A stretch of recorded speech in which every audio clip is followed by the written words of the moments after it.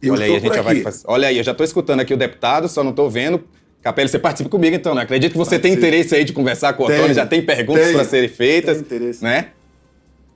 Vamos colocar aí, cadê o... Já estamos aqui com a imagem. Eu só não consigo ouvir. A gente só... O Capelli só não está podendo Eu já ouvir, estou pessoal. por Então, aqui já.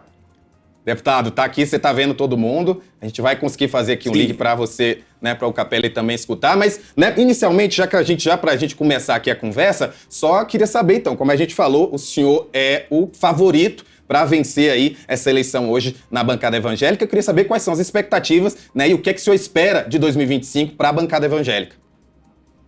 Bem, eu sou esse favorito se vocês fizeram alguma pesquisa que eu não saiba. Na verdade, não há favoritismo algum. Pelo contrário, né? Na verdade, existe, não é, já há algum tempo um trabalhar interno dentro da frente parlamentar evangélica, que é uma frente conservadora, de direita na sua grande maioria, contra a nossa eleição, alegando de que nós estaríamos aliados agora ao atual presidente da República e ao seu partido. Apesar de que eu nunca votei no Lula, nunca votei no PT, até pelos meus posicionamentos, mas talvez pelo fato de eu ter ido ao Palácio do Planalto representando a Frente Parlamentar Evangélica no dia em que o presidente Lula sancionou o Dia Nacional da Música Gospel. Eu lá estive, e lá tive a fala, e lá orei também por ele, e isso foi interpretado pelo bolsonarismo como uma alta traição. Eu já tinha sido acusado por eles lá atrás, quando eu resolvi apoiar o prefeito Eduardo Paes e não Alexandre Ramagem, que é o candidato de Bolsonaro. Enfim, eu estou muito tranquilo, porque eu prefiro manter a minha autonomia da minha consciência do que me tornar um subserviente político de quem quer que seja. Deputado Ottoni, a sua interpretação é correta e ela se estende ao próprio presidente da República, Jair Bolsonaro. Não só a bolsonaristas, mas o próprio ex-presidente avalia que o senhor tomou um outro caminho, seguindo em direção a Lula e se afastando do segmento conservador, na avaliação dele. E ele, inclusive, ele passou uma mensagem a seus pares na Câmara, dizendo que quem votar no senhor para a Frente Evangélica, que peça voto a Lula em 2026 para fazer campanha colada e não a ele, Bolsonaro. Como o senhor enxerga esses movimentos do ex-presidente? Primeiro, eu tenho um profundo respeito pelo presidente Bolsonaro, pela sua história de vida. Sempre fui um aliado do presidente Bolsonaro nas piores horas, e ele sabe disso. Nunca tive cargo do presidente Bolsonaro, justamente para manter a minha condição de liberdade, de ser, inclusive, um amigo crítico quando eu vejo que ele erra.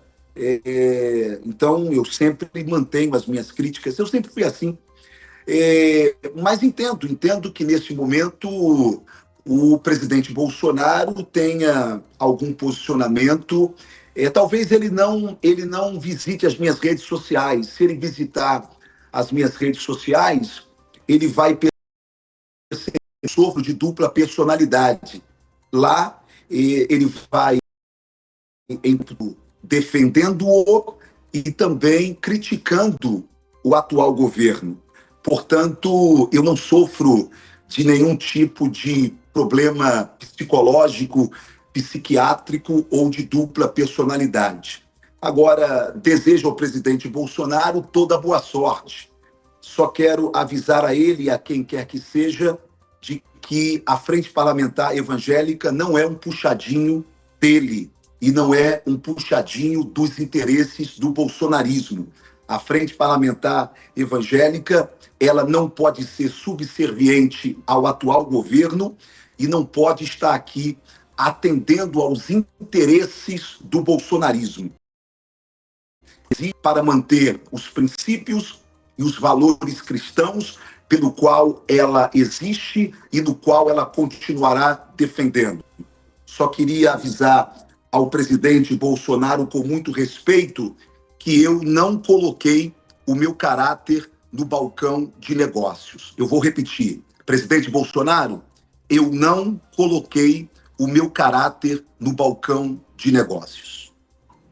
Deputado Ottoni, o senhor teme que o ingresso do Bolsonaro, agora mais conversando com parlamentares às vésperas da eleição à Frente Evangélica, que ele consiga tirar votos que seriam importantes para a sua eleição na frente da comissão, ou o senhor acredita que já está com uma margem confortável para vencer essa eleição com alguma folga? Meu amigo Paulo Capelli, que me entrevistou nos momentos mais complicados, até quando eu disse que a viagem do presidente Bolsonaro, naquele momento lá atrás, para os Estados Unidos, no final do seu mandato, quando ele não comunicou nada aos nossos patriotas, aí eu disse, a viagem do presidente sem comunicar aos patriotas beira a covardia, né? Você que deu essa manchete. Então, eu queria te dizer uma coisa, Paulo. Com essa entrada pessoal do presidente Bolsonaro contra a minha candidatura, eu vou lhe dizer, se eu perder, eu perdi para Bolsonaro. Olha aqui, eu perdi para Bolsonaro. Ele entrou contra mim na campanha. Agora, se eu ganhar, meu irmão, pelo amor de Deus, aí eu estou entrando para a história, porque eu ganhei do Bolsonaro também. Porque, na verdade, agora, o presidente Bolsonaro, que é tão grande, que é tão forte, que é o maior líder que nós temos na direita, resolveu agora se levantar contra este deputado que até ontem, aliás, até hoje, é um aliado dele, não é? Eu vejo que ele foi contaminado e emprenhado por alguns interesses, inclusive do meu estado, tá, Paulo Capelli? Porque no meu estado não há interesse, não é, do meu crescimento político lá, por conta de alguns interesses locais, não é? Lembre-se, nós temos outras lideranças, algumas até sem mandato, mas que fazem parte do meu estado, não é? E que tem poder de influência sobre o Bolsonaro. E, quem sabe, não fez a ligação e disse, Bolsonaro, se você não entrar nessa, o Ottoni vai levar e vai ficar ruim demais, entra nessa, dê aí entrevista. Eu soube até que o Bolsonaro ligou para a terceira candidata, pedindo para ela recuar em troca de apoio político, é o que eu soube, e parece que a Gleice vai declinar da sua candidatura para hipotecar apoio para o Gilberto Nascimento. Ou seja, se o Negão ganhar aqui, é porque Deus quis mesmo, porque do contrário, eu deixei de ser, se em algum momento eu fui, o candidato favorito nessa disputa. Deputado, o senhor deixou bem claro aí, como o senhor falou, né, que a bancada evangélica não é um puxadinho do bolsonarismo, mas o bolsonarismo tem como bandeira para esse ano o PL da anistia. Caso o senhor se eleja presidente da bancada evangélica, como é que o senhor vai se comportar, como é que a bancada evangélica vai se comportar em relação a esse PL da anistia?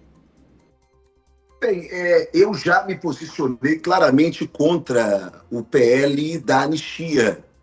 Eu respeito o presidente Bolsonaro, acho que ele está sofrendo uma grande injustiça, uma grande perseguição. Já não é de hoje que ele sofre isso, mas eu não posso, em nome de colocar Bolsonaro de novo elegível, eu não posso beneficiar Bolsonaro e liberar centenas de bandidos da política. Ou seja, colocar Bolsonaro no jogo do poder, elegível por conta desta situação de perseguição que ele está passando nesse momento, significa tornar elegível tudo quanto é capeta, tudo quanto é demônio, que graças à lei da ficha limpa, nós nós nos livramos. Se de um lado a gente abre a porta dos céus e trazemos Bolsonaro de novo ao jogo político, do outro lado a gente escancara a porta do inferno e permite que os ladrões da vida pública voltem amparado no Bolsonaro. Na verdade, o que nós não estamos entendendo é que estamos criando uma corda de caranguejo que, quando ela for puxada, a gente não puxa só Bolsonaro, a gente puxa também todos aqueles que querem se beneficiar disso em nome de Bolsonaro. Deputado Ottoni, o senhor, alguns anos atrás, chegou a chamar Lula de vagabundo, disse que lidaria com ele na bala e, no entanto, o senhor se arrepende. E a natureza humana, ela permite, né, que as pessoas voltem atrás das suas opiniões, revejam conceitos. Mas eu gostaria de saber o que levou o senhor a mudar a sua opinião em relação a Lula. Não, eu não mudei a minha opinião em relação a Lula.